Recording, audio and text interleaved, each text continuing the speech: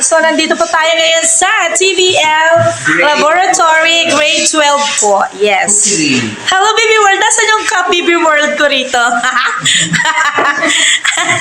So, ngayon, meron tayong rubrics from Sir Gerald. Of course, Sir Gerald. Naka-ready po siya with rubrics pa yan. Diba? So, fried deviled egg, tayo. Ang ganda, no?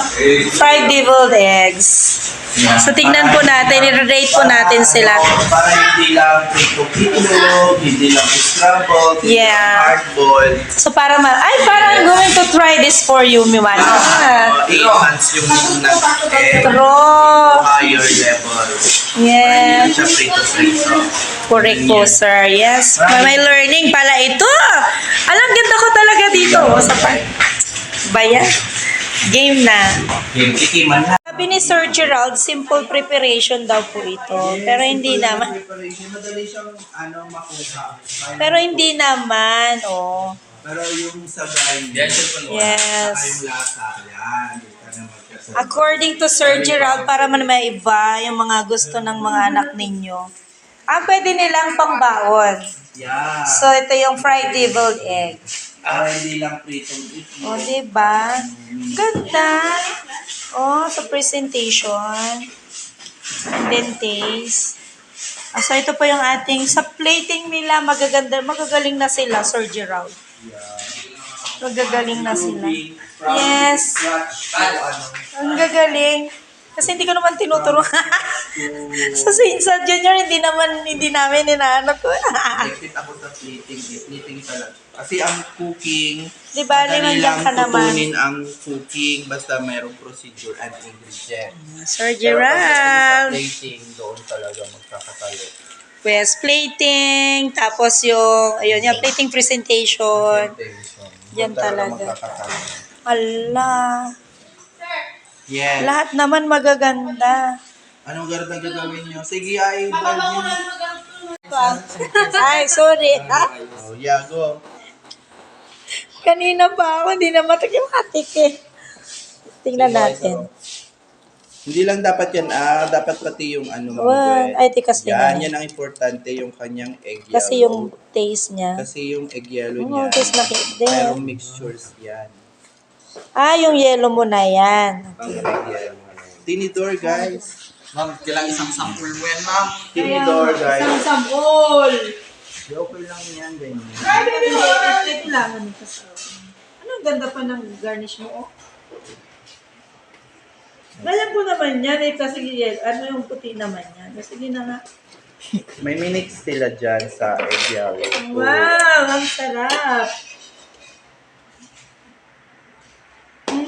Sarap. Wala kayo, nag-alat sa iya. Hindi naman okay lang. Natikman mo yung asin. And then, mag-complement yan kasi nga yung puti niya. Maganda yung seasoning na. Bigyan mo ng bacon. Bacon? Gusto mong bacon to. Bacon. Wala. Nasa dito. Kung gusto kaya. So, ito niya. Sabi ako na makain. Yanin ko muna lahat. Good. Ito, yung patugay, napilit ako dyan. Pwede pala. Kagawa nila, sabi nila sa akin, mapait daw. Mapait. Ito pala, yung yellow niya. Yun yung nilagay ninyo. Pero meron yung mixture. Iba-iba yung lasa, ma'am. Ano yung mixture niya? Mag-butter ka? Wala ng butter. Hindi pala si David. Bakit may butter? It's a mayonnaise, ano pa yun? Ang sarap. Paprika, cayenne. Okay. Diba? O, Well, maya. iba-iba. Parang kanila yan. Ngayon na. Namin.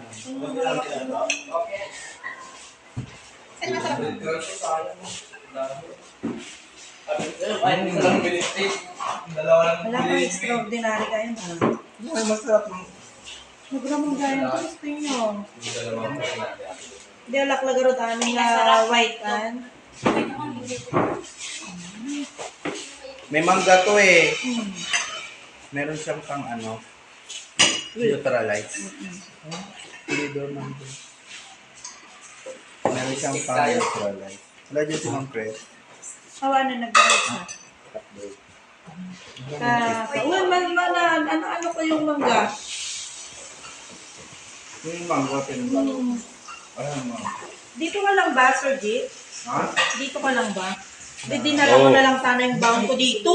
Hindi naman ako magka-time out at naka-OB na ako, di ba? Ay, Ngayong araw. Dapat nga pwede na ako mag-OB. Pwede na ako mag-OB.